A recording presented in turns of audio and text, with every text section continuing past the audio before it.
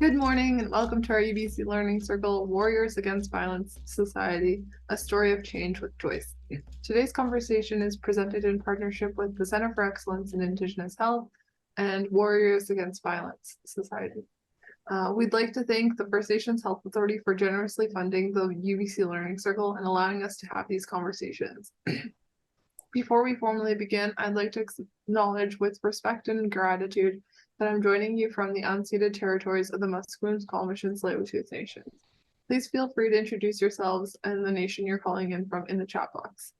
For those of you who don't know me, my name is Serene Squawkin. I'm the Learning Circle Manager. I'm Seal Okanagan on my mother's side and Hickory Apache and Belgian on my father's side. I'll be the moderator for today's discussion, and joining us working behind the scenes is Cynthia, our production coordinator, and our program assistant, Kira Lumley. They will be in the background interacting with everyone in the chat.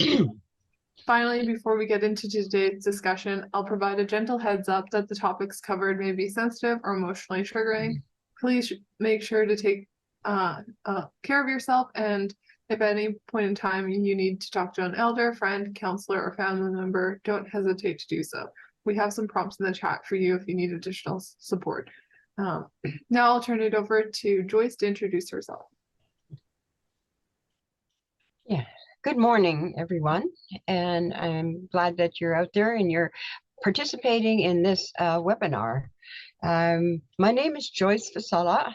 I'm from the Lillooet Nation. My mom comes from Lillooet, from the Hatlip band, and my father comes from Mount Currie. This is who I am and where I come from. I am currently the executive director for Warriors Against Violence Society. I've been here for well over 25 years now. We just are kind of celebrating 25 years. We haven't done an official celebration yet, but we're hoping to do that in early next year.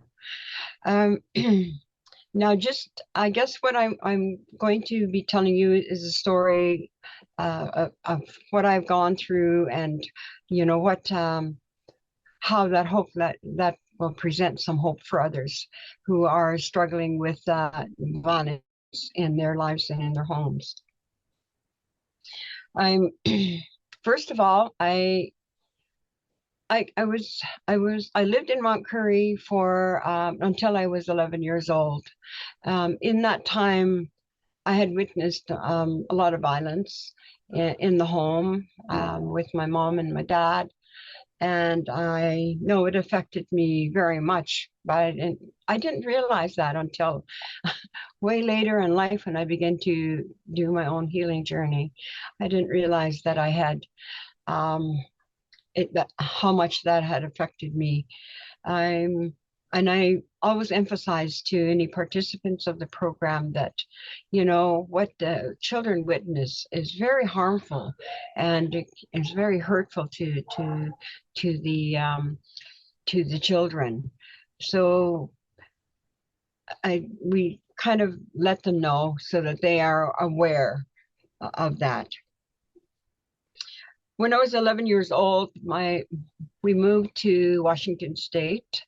My dad had experienced some, I call it lateral violence in the community. My dad had worked on his own. He had his own business. He had a little sawmill. He had contracts from the railways. He was making ties for them. So at one point, somebody burned his sawmill down, and he rebuilt it and was working again, only to have that happen again. So while my mom and us were in Washington State, every year, many of the band members from all over, I guess, would go to Washington State to go pick berries and do some of those things. And I know we met in places where there were all the people from all over, just coming for maybe 6 weeks to do some of that work. This is what my mom, she always said, well, I like to go because she said it's like a vacation, even though she was working on a farm and picking berries and that sort of thing. But, a getaway from the res, I guess, just something different. And she always took us. I remember going from the time I was very young, maybe I was around 5 or 6, something like that. And we'd be left in the cabins I had to watch my siblings that were younger than me. My older sister was a better berry picker, so my mom took her and she left me to stay home to put the rice on at a certain time. And I was able to do that. My sister wasn't, but she was a good berry picker. So the one year, um, when I was 11, we were in a place called LaConner, Washington, in a camp where we were picking berries. My dad joined us, and that was unusual because he never ever joined us. He did the work at home, and he was telling, and I know that he was kind of sad and angry at the same time because this was the second time somebody had done that to him. And he knew he had an idea of who it was in the community. So he never went back he never went back till, almost 3 years before he passed away. So we were raised in Washington State. I went to school there. My first experience of another school was when in my going into my 6th grade. It was really like a shock, a culture shock to me because I came from a place where there were three grades in the schoolroom I was in. I was in 5th grade at the time, and then we moved to Burlington, Washington, and guess we're going to stay there. So my dad and my parents told me just go catch the yellow bus. Go catch the yellow bus. So I go like, okay, going to school. I was afraid. I didn't know what was going on. My parents didn't come with me to the school, got on the bus, and I recognized like, oh, the bus is stopping and there's these little kids getting off. So I didn't get off. Then we stopped again, and then these older kids were getting off. I guess that was the high school. The last stop was the elementary school, and I got off. I didn't know what to do. If you can imagine, like I didn't know what had to be done. So I walked and wandered the hallways, and everybody had gone into the classroom, and I didn't know what to do. So a young man came by and he said, "Oh, are you new here?" And I go, "Yes." He said, "Have you been to the office?" I go, "The office?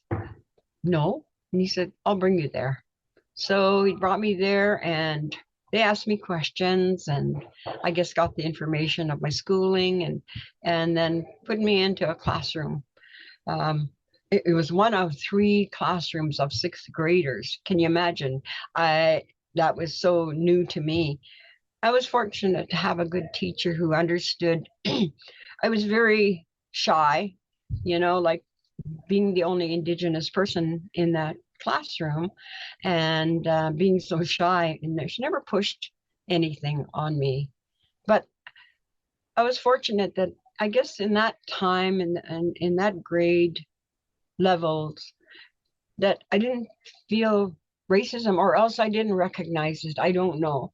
Because when you don't know, you don't see it, like it doesn't bother you.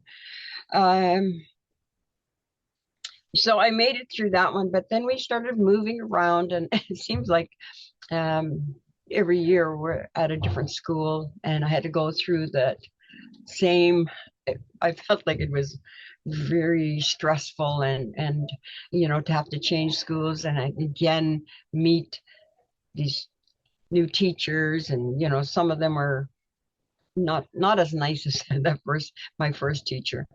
So we ended up, I did my high school, my first 9th grade in Mount Vernon, Washington, and my sister was with me.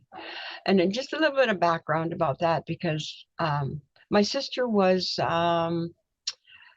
was ill when she was young. Apparently, she had a heart problem, and she ended up having to go to residential school. So they said to take care of her health.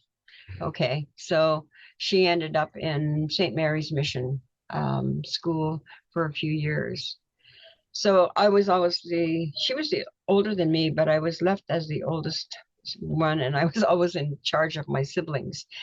Then one year after the summer break, she came and joined us there in Washington State, and she cried and she begged my dad, well, can't I just stay with you guys? And and I know that he felt like, yes, he let her stay. So then we were going to school together, and because of her health problem, she missed a grade, even though maybe she yeah, she was really smart. Like I always said, she was a lot smarter than me. And she, so we were in the same grade. So we went to, I guess it was what they would call a middle school, junior high, I guess. We were there in our eighth grade, and then high school at ninth grade. And, that was kind of the background of our upbringing. All of that time, my parents said they would go out on weekends, but it wasn't all like they didn't take care of us. They took very good care of us.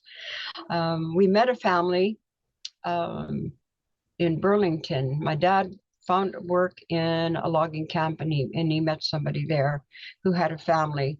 They invited us, to come and visit them, watch TV because we didn't. We lived in cabins that had electricity and the running water outside. So we never. When I left Mount Currie at age 11, we didn't have electricity or indoor. Well, we had a pump, I guess, in the house for water, but that was the extent of our, how we lived. So meeting this family, they were Indigenous. They were from Canada as well. And we became friends throughout the times there. We moved around quite a bit as they did, finding jobs in different places. And finally, we settled in a place called Sumner, Washington, where my sister and I both attended high school, graduated from high school there. And the other family moved to Tacoma, Washington. And we still connected. We went on picnics and we went to the beaches. We invited each other for dinners and that sort of thing. And this is where, my husband to be was, even though at that time I didn't know. I can divulge that he was like 4 years younger than me.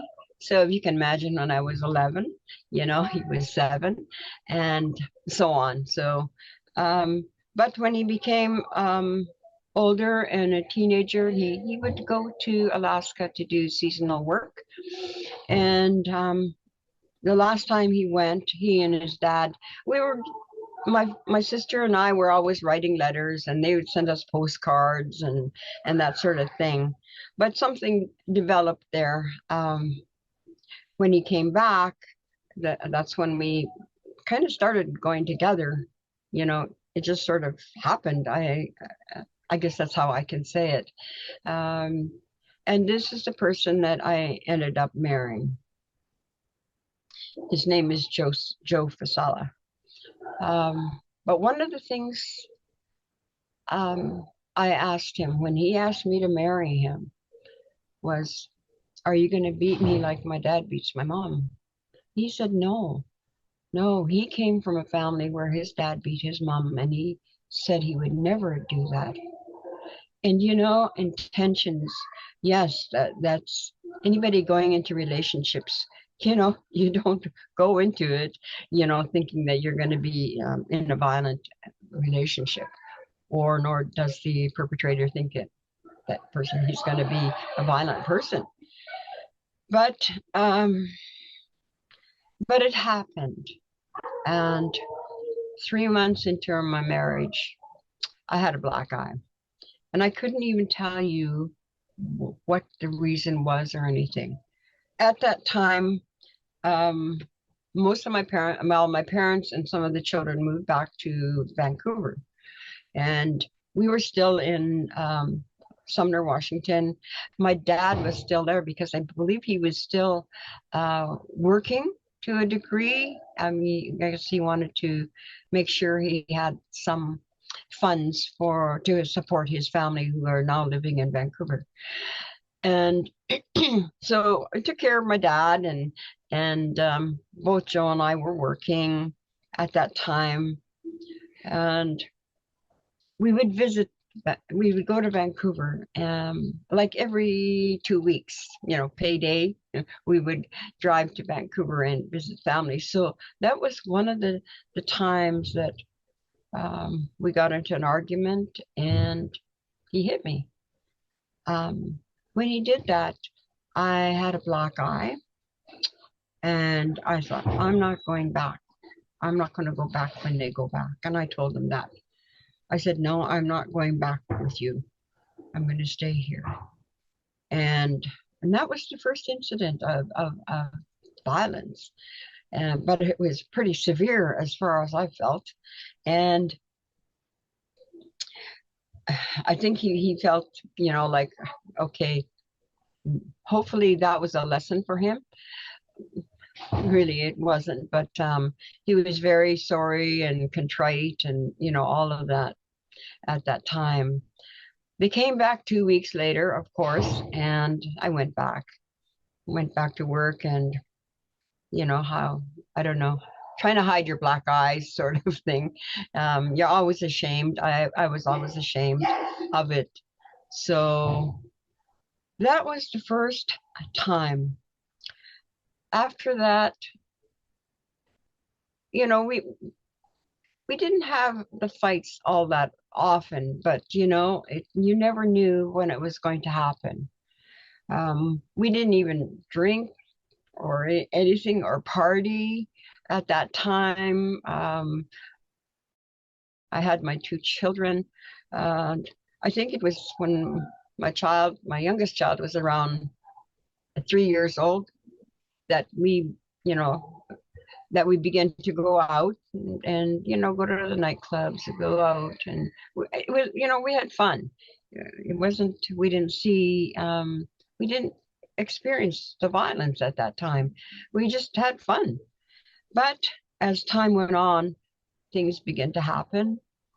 um, I know that he got jealous, and we'd get into fights about that, and um, and it escalated into where he began to heavily drink on the weekends. Well, it was weekends.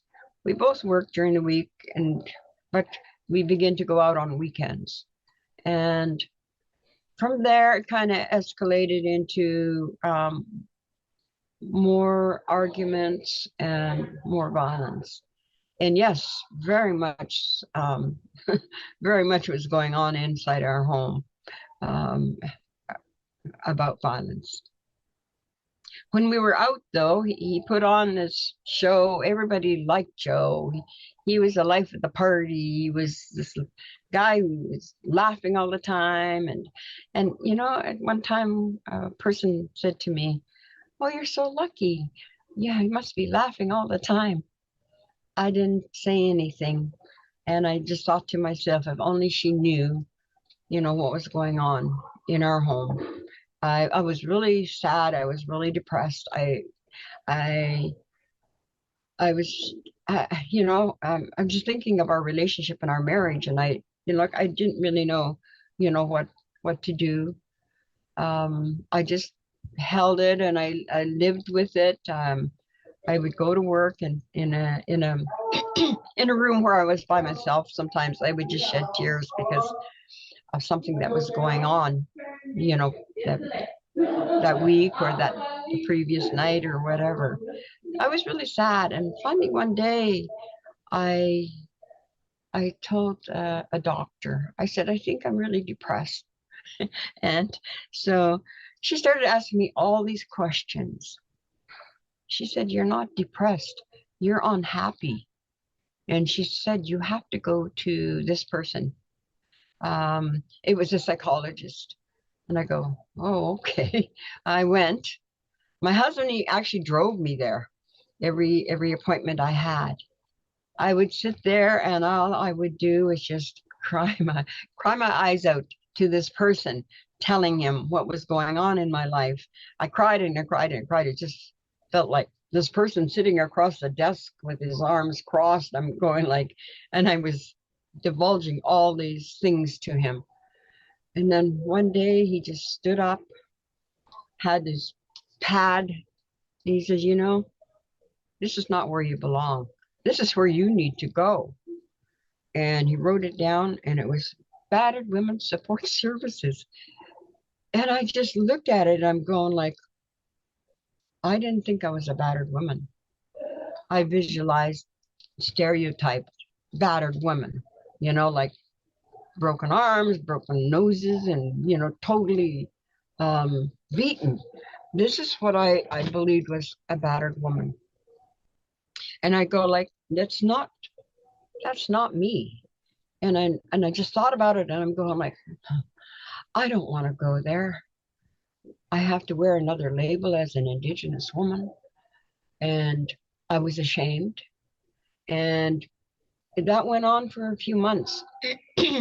I just didn't want to go. I finally, even though my husband kind of backed off of the physical because I was talking to somebody and he thought maybe he didn't know what I was talking about in those sessions, but he, in his own mind, he was thinking they're going to send the cops after him. Excuse me.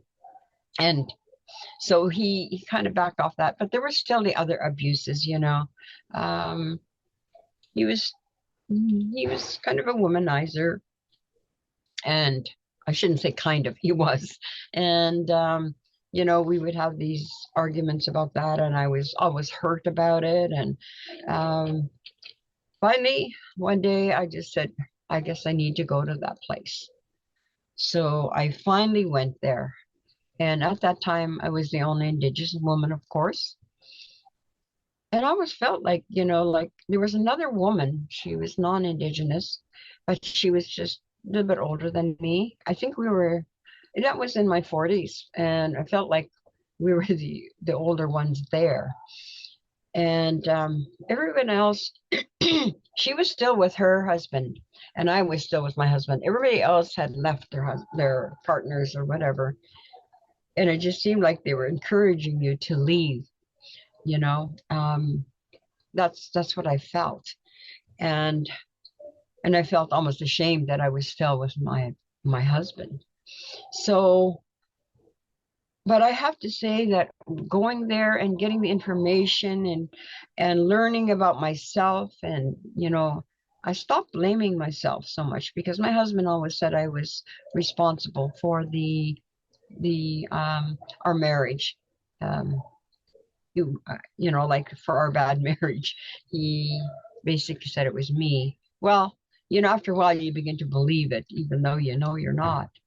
So I took the sessions there, learned more about myself, gained some self-confidence because in relationships, you know, where you're battered emotionally, psychologically, mentally, you lose a lot of your confidence, and it's like you lose your power in a way. And so I begin to gain that. I felt better about myself. And one day, I got a call at work from someone, and they were very angry. And they said, you know, I've never told you this before because I wanted to protect you. And I'm going like, what are you talking about? And this person said, you know, your husband crawled into bed with me one night, and like nothing happened. I mean, as you know, like, but just the idea that he had crawled into bed with this person. I was just devastated because I thought, this was 20 years previous. How many more secrets does he have? What else has he done? In my own mind, I'm thinking that I was hurt. I was in my office and I shut the door and I cried and I cried and then I got angry. I felt anger. I'm going like, what am I going to do? What do I need to do? So um, he, I went home from work and he usually comes in the back door where he parks the car, and I waited for him as he came up the steps. I confronted him then and there. And I just told him, I said, I know what you did to, this person. And I said, I don't know how many other secrets you have, but if you don't get help and you make changes, we're through. This is it. I can't live this anymore. I told him that, and I said, and you have to find the help yourself. You're a man. I'm not going to do it anymore, because I had been doing it previously. I'd been calling, go through the yellow pages, um, and I got a counselor at one point for both of us, and it did no good. I did all the talking, and he sat there, and he was getting angry. You could tell he was getting angry at this woman and myself, and so it didn't do any good. I think that, I can make him change. I can get him help. I can do this. I was doing everything, um, until a person is ready to make that change themselves. It doesn't. It doesn't work. So we can't force somebody to do it. After that um, conversation I had with him in that way, we weren't talking to one another for maybe a couple of days. But we did our routine. We got up and went to work, and came home. And I'm thinking, well, he's not doing anything. I wonder, do I have to move out myself? I was thinking, do I have to leave? Then one evening, he walked out the door, and he didn't say anything to me, but and I thought, oh well, okay, let's see what's going on. When he got home, he told me, he said, I've joined a group for men. I'm getting some help. This is where I'm going. And it was actually the Change of Seasons program um, in North Vancouver. And it was a program for assaulted men. So he went there. He began to, participate, and he did all he could do. And I began to feel a bit relaxed, and I felt good that he was doing something about his anger, his violence. And I guess he told me later that his teachers told him, yeah, you're really gung-ho on, the cultural part of it all, and this, that sort of thing. But you need to work with when you're looking at the medicine wheel, you're unbalanced because you're not working with the emotional part of your life. You need to balance that out. You're not dealing with the emotions.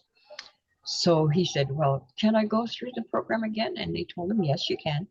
So he did, and he began to look deeply into what and who he was, why he did what he did, why he lived, why he was so angry. And you begin to realize that, some of the things in his life were very traumatic to him. This is when I found out, and he told me that he was sexually abused as a 4-year-old. He never told even his parents. Um, and he has a story about that himself, because he lived in a home where there was violence. He didn't want violence to happen just because of that again. So he held that back, and he stuffed that in.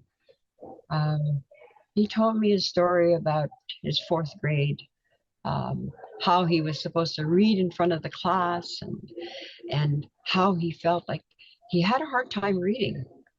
and he was, I guess, stumbling through it all, and the teacher just told him, "You're a dummy." A teacher tells him this. That affected him so much, and he really believed he was a dummy, even, rest of his life. But, he didn't talk about it, but he held that inside. And, but later in life, when he wanted to go back to school, he got an assessment. I remember him coming home that day from VCC, and he said, he looked kind of disappointed. And he goes like, "I only have a fourth grade reading level." His reading level stopped in fourth grade.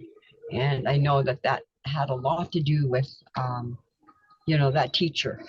And I always think teachers, you can, you know, um, get someone in their life, you know, make an impact in their life that may be really negative.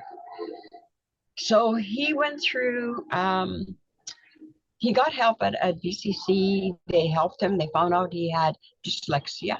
It's a learning disability. Many people have it, but don't realize that that's what it is. He reads words, spells words backwards, but he can talk. And when he talks, it's all makes sense. But when he writes it, it doesn't make sense sometimes. So he got the help, and in a year of the help, he got to the 12th grade reading level. So, there's always hope for that sort of thing. And, to be able to look and see that something could be done about it. And he felt better about himself because then he didn't think of himself as being a dummy.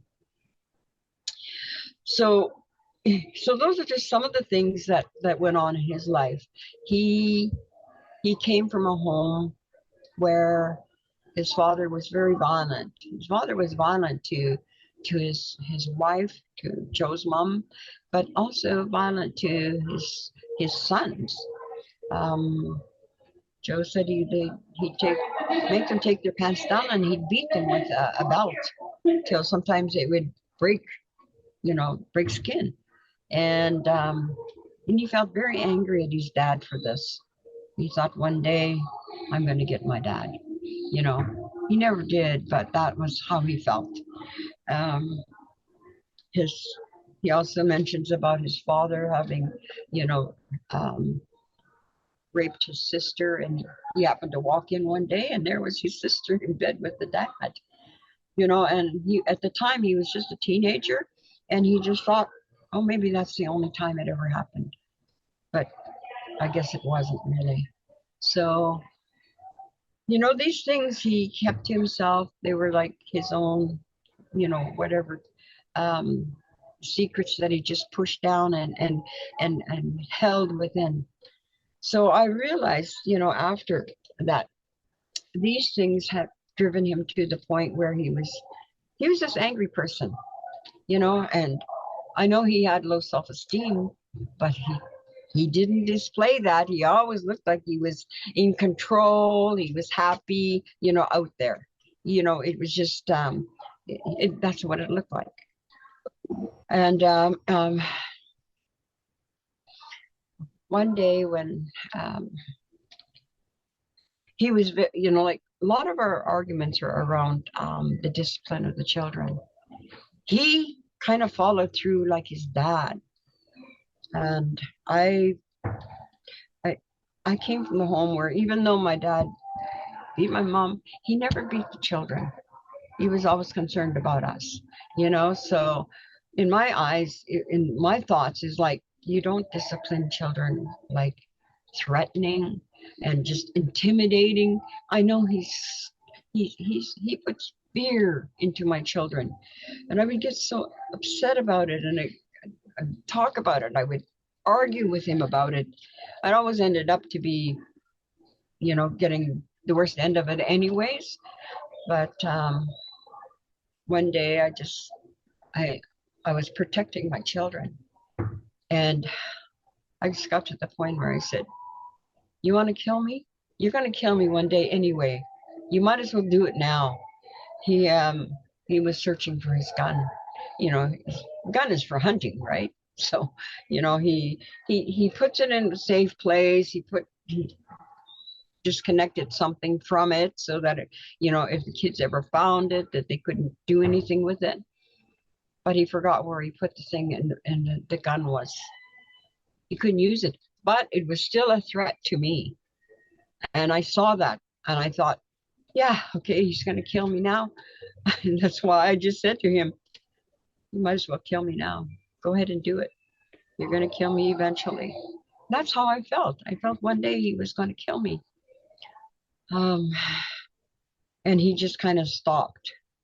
And I guess something that just probably, I don't know what went through his mind at the time, but he stopped doing that. He put the gun away. But like going through all the trauma in those incidences, it was really, really difficult. And one day, my younger son and I don't know what we did wrong. I couldn't tell you, but it was something he didn't agree with. And he made me put my hand on the counter, and he took out the machete, like the meat cleaver, I should say. And he said, don't you move, or I'm going to cut your fingers off. I mean, how terrified I was, and how that really affected me. I was in a way traumatized. I thought he's gonna chop my hands, but it was a threat. But it doesn't matter about the threat, because it still impacts you to the point where you're traumatized. And so that was one of those times that he goes to the extreme extent of his violence. He's always intimidating. He's yelling, and he's coming right up to my face, and that sort of thing. And then one day in the kitchen, I was so scared. I thought he's going to do something to me. He's gonna do something. Yeah, you always think he's gonna kill you, And he got close to me, and I just grabbed onto him, like, so, I grabbed onto his shirt and his collar, like I wouldn't let go, and he couldn't move, right? Like, and I thought and he's dragging me along, and then, like finally when I let go, he looks at his shirt and he says, look what you did, because I ripped his shirt, and he said, look what you did to me. You're right. I mean, yes, and that at that time, I guess maybe I was so scared. I could just feel inside of me, like, I can't explain that. In something inside of me just said, "You're gonna die," and it just was. It was really traumatic to me at that time. So it didn't escalate from there. I think we just began talking afterwards, even though he was still angry, but it wasn't that physical part of it. But it did its damage, I believe, to me, like with those fears. Today, I have a fear of authority. I still have that. A policeman, um, uh, customs immigration, because they intimidate you, and it brings me to that place again.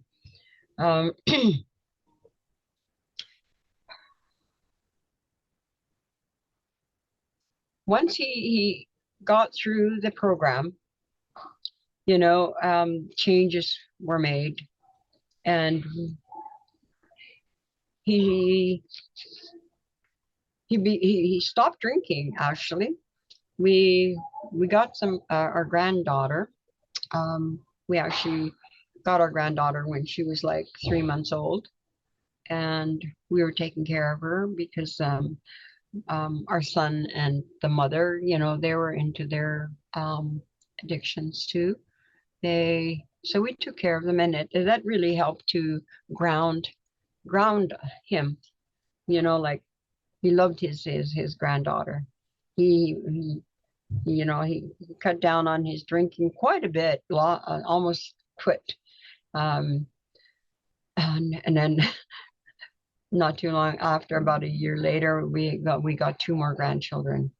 And again, we were taking care of them. We were taking care of three of them when they were like, um, just one and, you know, uh, 1 year old. And they were all, seemed like they were all these babies. You had those stand-up chairs, seats for the babies. They would all be on the table, and you're feeding three of them. Um, he he worked only in the evenings, like with the program. I worked during the day, so he took care of the children during the day. And he said, "Now I know what mothers go through."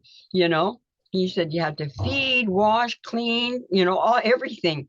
He says, "I really appreciate what a mother goes through, when they're taking care of children. You're not at home just watching TV. You're constantly busy." So it helped him to understand that women go through.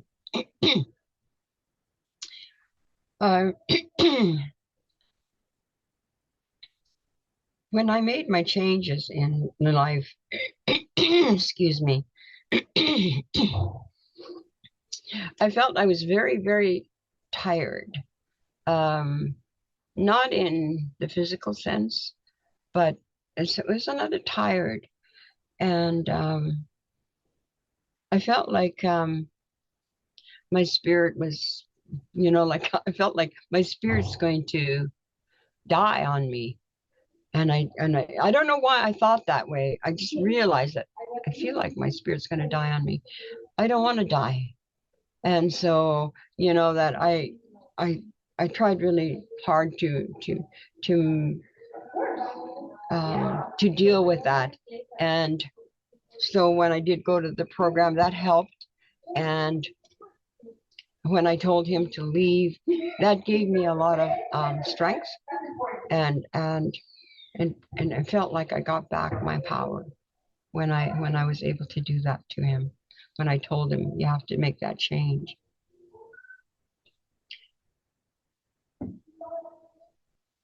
So people may wonder, when you go into a relationship, and this is something that we we talk about in our group. Um, in Warriors, we've been going for 25 years now, and many participants have come through, many men and many women, because we deal with both. Like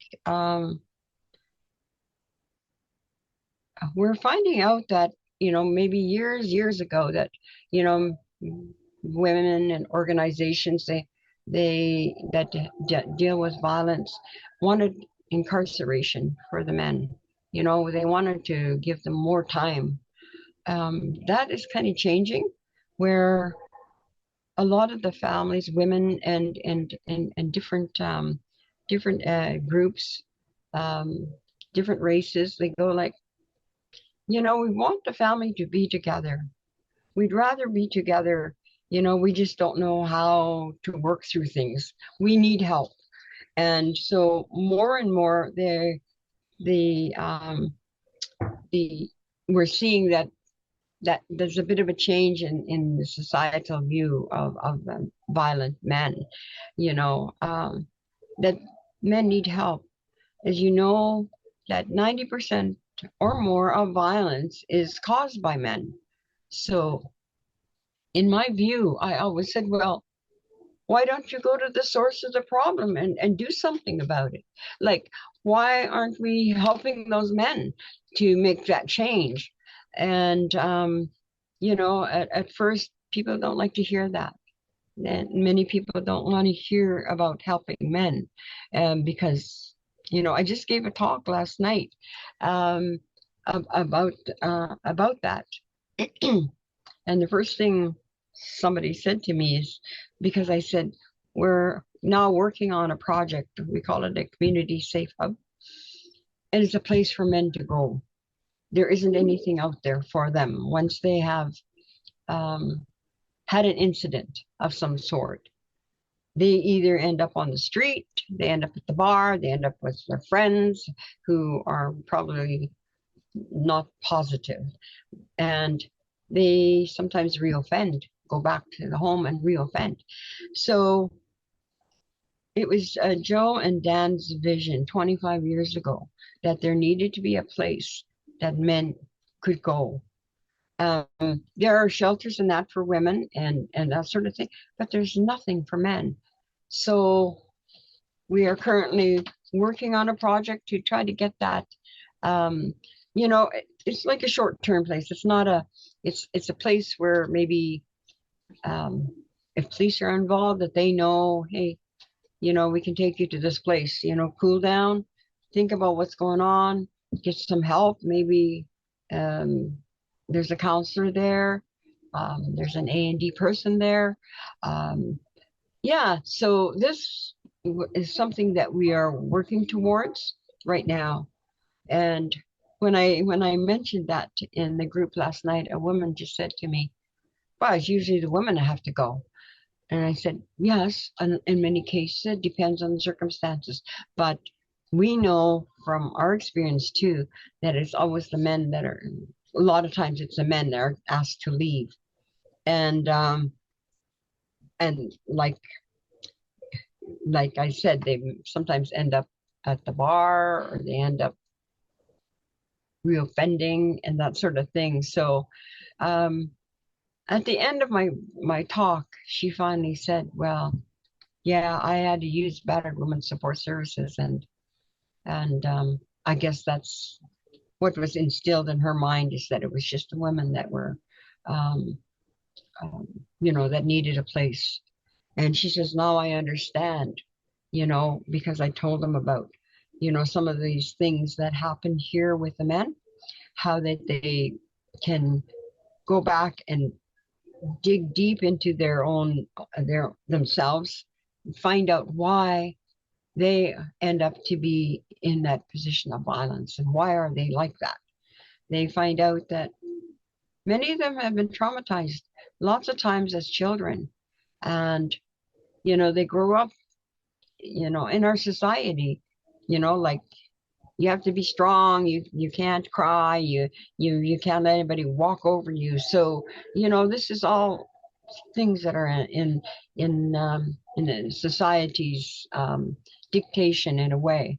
So um, they they have found out that and we bring the men and women together, and that's a good thing, because in our community, I know many of our communities, when there was conflict, they bring in, like, people from the community that are going to help and talk about it. I mean, I witnessed this with my mom. Like, she had a fight with some woman in and she's the one that told me about it.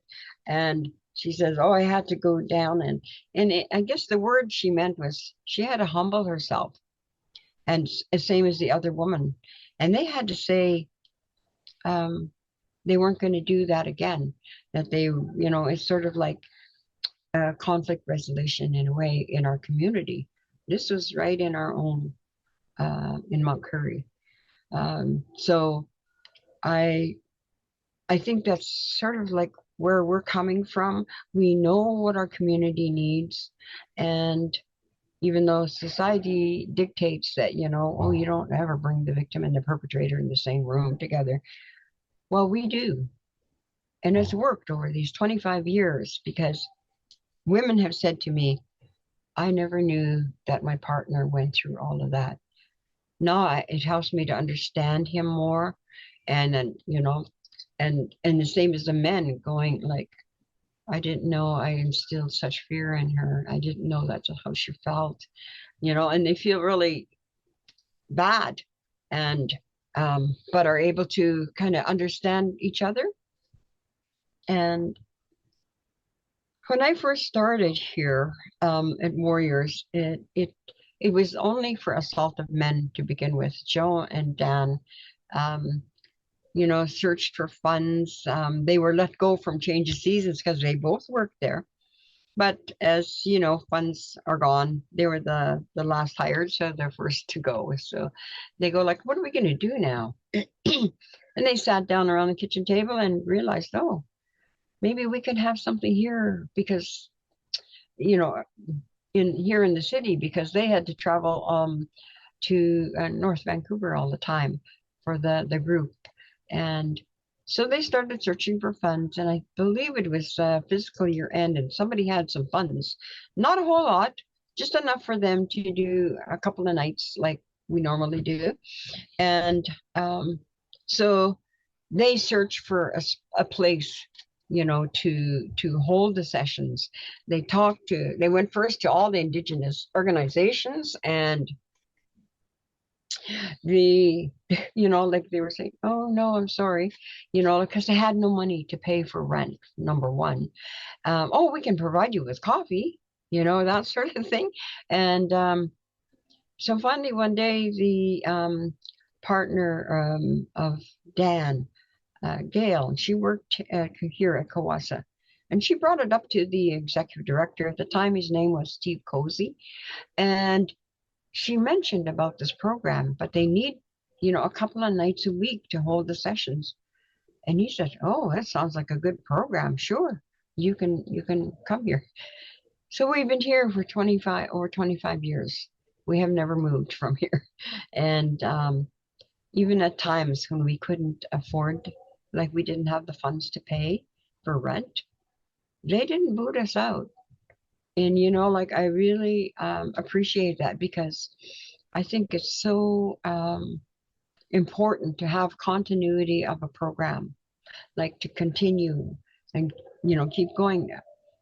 So many people know that we're here and we've always been here. We've never closed our doors, even though we didn't have the funds.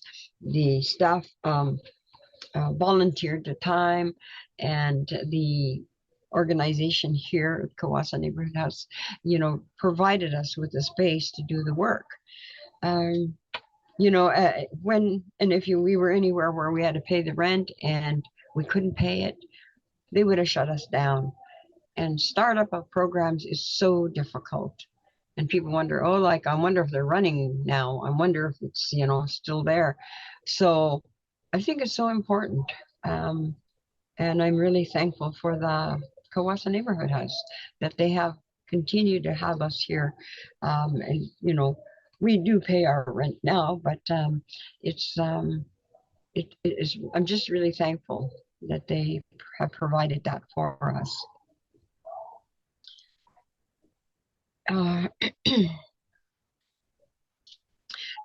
in relationships, at the beginning stages of a relationship, sometimes there are signs of possible violence and an abusive person. Um, I give a talk. I gave a talk to some young people before, and about their relationship, they're dating, they're just starting, to go together, and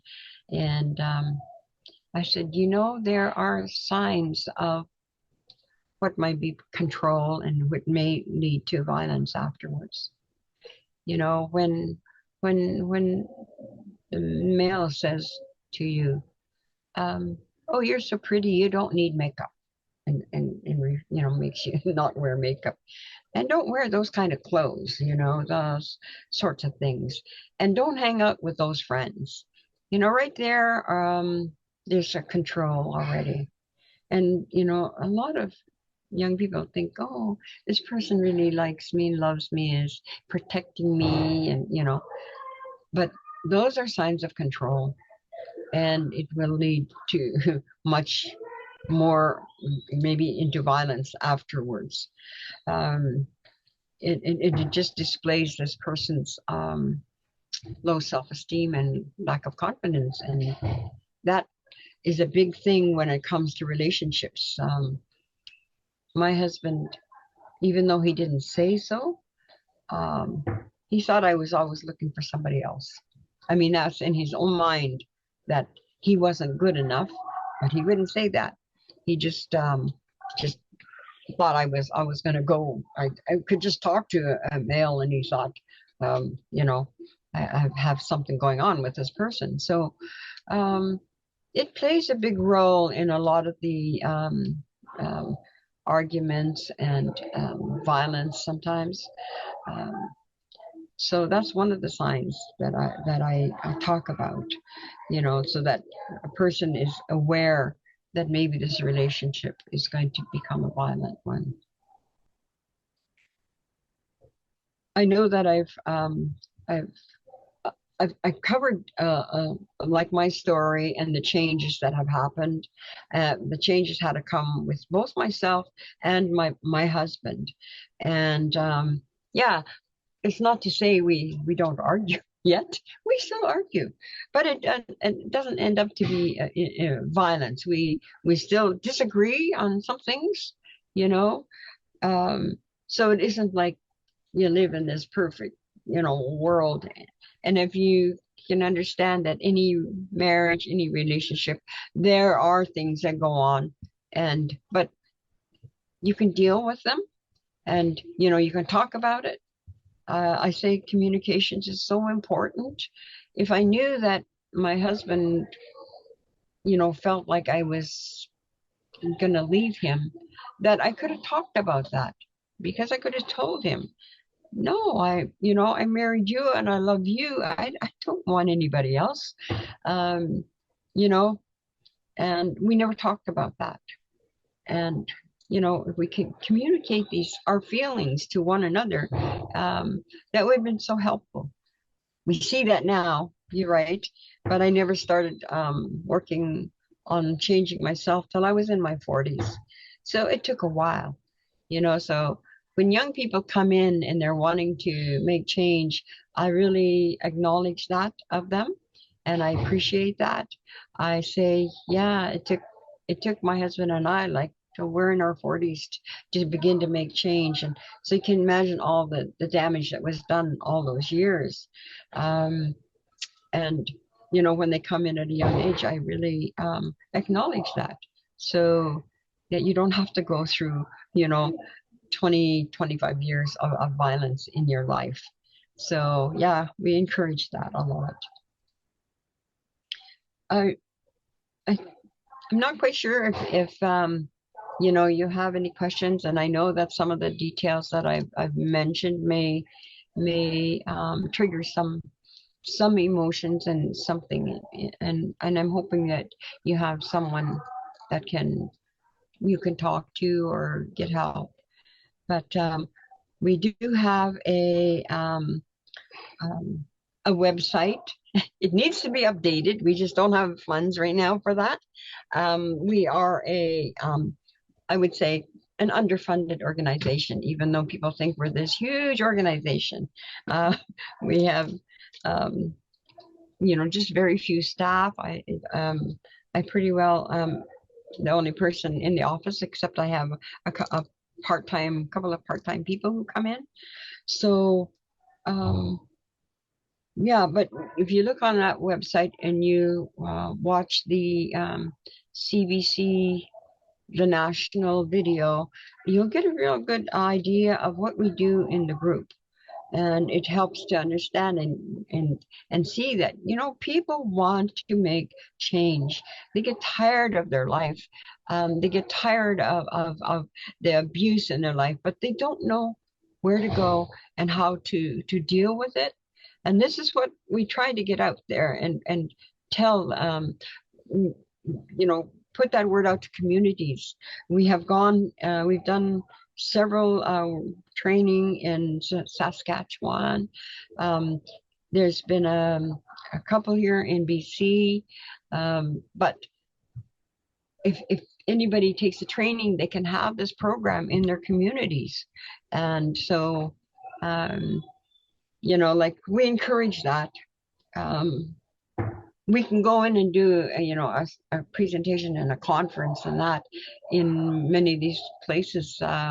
We've we were in Quebec City, and it just felt like, all these nations that came from those remote places, the remote communities, and they're there for like our one presentation. I'm thinking, if only that we had done the training, they could all take that back to their communities and begin to have a program. So many people want a program because there isn't much out there for men. Um, and yet they know it's needed. So I really encourage people to, maybe get in contact with us and maybe have us come in and train some of your facilitators and counselors to do a program so you have it in your own community. And we know that violence is rampant in many of the communities. In and I'm not saying violence is only Indigenous, because it isn't. When I spoke last night, two non-Indigenous women talked, I think maybe almost for the first time, divulged that they came from a violent relationship. People are ashamed to talk about it, just as I was. And but I said, shame could have killed me. So I always think that I'm glad I did what I did, and I'm glad I took uh, the uh, the course on battered women. Sorry for the phone, but um, yeah. So I guess I will just leave it here for now, and to see if anyone has any questions, or I don't know how you want to facilitate that, Serene. Um, but thank you very much for listening to me today. Thank you, Joyce. We have a few questions here.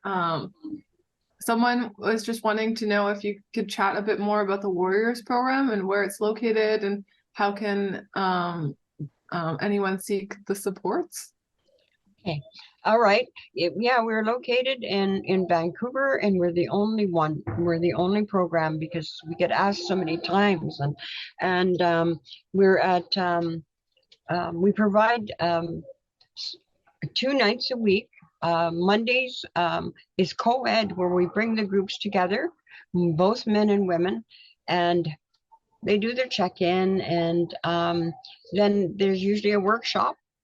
But if the sharing is really, really heavy that evening and people are going through things, they may wait till the next week to do a workshop. So this is, they go by what the dynamics are going on, but they always want to give the participants something, tools, so that they can deal with whatever it is they have to.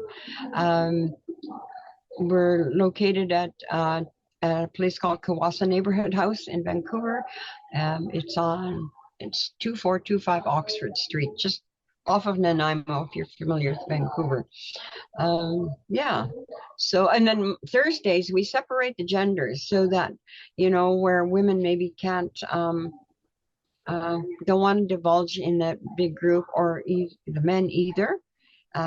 They have their own space where they can talk about things that they need to talk about without, having the other genders listening, because sometimes you don't want that, and we've heard that from the women that, oh yeah, I couldn't talk because, I was in that group.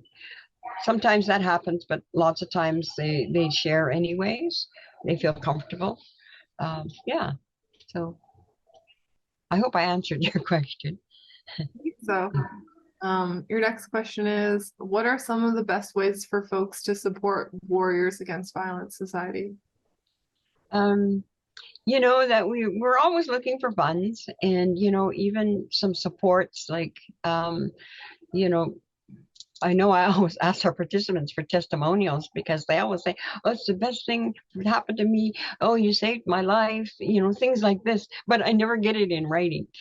Things like that is letters of, I guess, support. Uh, we always need finances, and we always need things like that. We need, sometimes we could use the volunteers, but it depends on what areas. It's difficult when I have to be that supervisor of, that, but people can we probably need volunteers to, like to help with things like our, we have a community potluck once a month, and like there's setup, there's all of this stuff, things like that that are helpful as well. So yeah, but support, by acknowledging who we are and maybe supporting us, and financially is good. We are not a charitable status. We don't have that, but we do take donations as well. Thank you. Our next question is, can this program apply for funding to reach rural communities throughout BC? Um, we probably could apply for funding to maybe do the training. I actually had a call from Hawaii once they saw the video, the CBC video, and they wanted a program for the men there. See, there aren't too many men's program in the whole world, actually. There are a few. And this person just said, I watched your video, and she said, this is what we need here. Our men don't really trust the non-Indigenous psychologist that comes in. They don't talk about things. So we incorporate culture and spirituality, in our services. So our Indigenous people feel comfortable, and they feel like they're a part of that. So yes, and um, they couldn't, I guess funds are always an issue when it comes to like going somewhere to train somebody. We do a 4-day intensive, but we ask that the people taking the course have already been on their healing journey. Maybe our, facilitators, counselors, support workers, those sorts of things that have already know the issues. Yeah, so it's not starting from, the very, just because I want it there. We did one training in a place where they said, well, we have some observers, if that's okay. And the observers, though, took up most of the time and were on their own healing, and so we try to avoid that now. Yeah, maybe come to the community, whatever. We usually get them to do a presentation at the end, and inviting whoever community come in and witness that. Yeah. Our next question is wanting some support for communication tips that you might have. Um, they're asking, how do you navigate a partner trying to control your time alone and time with friends? Um, I know that is difficult because it's something you can't really almost do on your own. The one way is to communicate if that person is up to, if they're going to listen. So sometimes, and I have to say, it depends on the circumstances, the situation of this person, to talk about that and to say, I feel really controlled, when whatever it is that that person does. And I, like, there's these things that I couldn't even talk about to my husband when we were going through those situations, because I wasn't really aware of how he was feeling. But when you know that somebody is controlling you, um, there's some low self-esteem there. And I guess reassuring that person, like, like I really care about you, and I love you, and I'm, just talking about, I need to see, my friends occasionally, and I need to connect with what community, like there probably are some words that, that will not trigger the anger or whatever, but and picking a time to talk about it when you're not arguing, or things are negative are happening, but just saying, yeah, could I talk to you about something? Like, there are times when I just say to my husband, I said, I need to talk to you about something. And he gives me those eyes like, oh my gosh, what's going on? Right. And I just said, well, no, I just feel like, when this happens, this is how I feel, like, oh, I didn't know that. That's not what I meant, you know. So being controlled is an issue with many of our participants. Like, I mean, we had one person that came in, a couple that came in, and oh my God, the guy just followed her just constantly, and her head was down, and it was really heartbreaking to see, that um, sometimes somebody isn't ready to make those changes. But even just communicating it, planting the seeds, I always say, planting the seeds that say, I'm, this is how I'm feeling. Yeah. I hope that helps. Thank you. Our next question is this program utilized by BC Corrections for Indigenous DV offenders? Yeah, actually, they send people from the corrections with an escort to attend our groups. Yes, they do. Yeah, thank you. And then is this a program for abusive family members also? Oh yeah, it's for anyone that is dealing with abuse and violence. So um, we have like we don't actually have a youth program as such like we did a few years ago, but and youth are invited to attend the group if they feel comfortable sitting there, and like it's for them as well. So um, we have child minding. We have to provide that, as when you're working with families, you need to have that. We provide food because, like our many, I would say like over 90% of our participants live in poverty. So, and I always feel that food is nurturing and people need that. So we provide that as well. You kind of touched on this one briefly, but there's another question that's asking, has there been youth that wanted to access these services, or does the society have plans to address this population if this need is seen? Um, could you read that again? I'm Yep, sorry. no worries.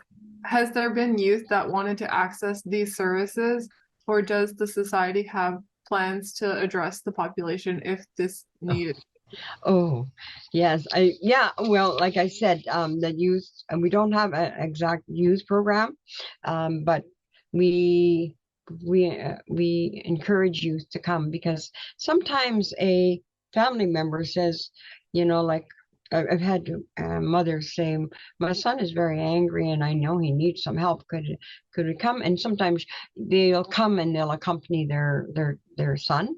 Um, so they're welcome to attend if they want to, and maybe eventually down the road we will have funds enough to provide one that is specifically for youth, like we did. Oh, it's been a few years now. Yeah. Thank you.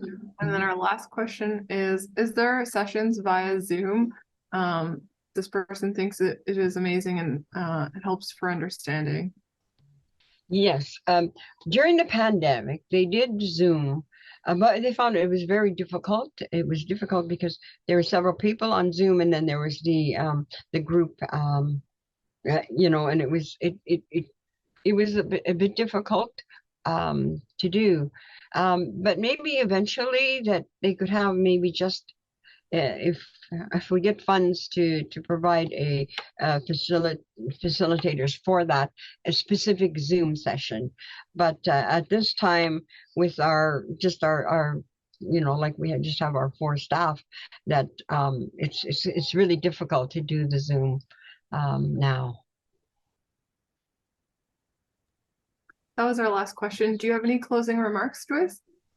Um, I'm just hoping that everyone has um, gotten something out of this, and like to see what resources for men, um, for the family actually, um, to heal from, our history of the indigenous people is really horrific. So, a lot of the impacts of that has come forward to the generations today, and yeah, but there is help, and if anybody needs us to go and do training, we'd be happy to do that. Um, yeah, so Thank you. Thank you to all our guests and to everyone for joining us. And thank you so much, Joyce, for the amazing discussion and telling your story. It was great to learn about the program and how it's really benefited you and your family. Just before we end this webinar, we'd love to bring your attention to our upcoming UBC Learning Circle webinar. We have the Becoming the Imperfect Friend with Denise Finley on October 24th at 10 a.m. Sign up for our newsletter. The link will be in the chat. All these webinars are free to sign up for on our website at www.learningcircle.ca. .ubc.ca. And thank you for joining us today. We look forward to seeing you at our next one. Lim Lim, thank you.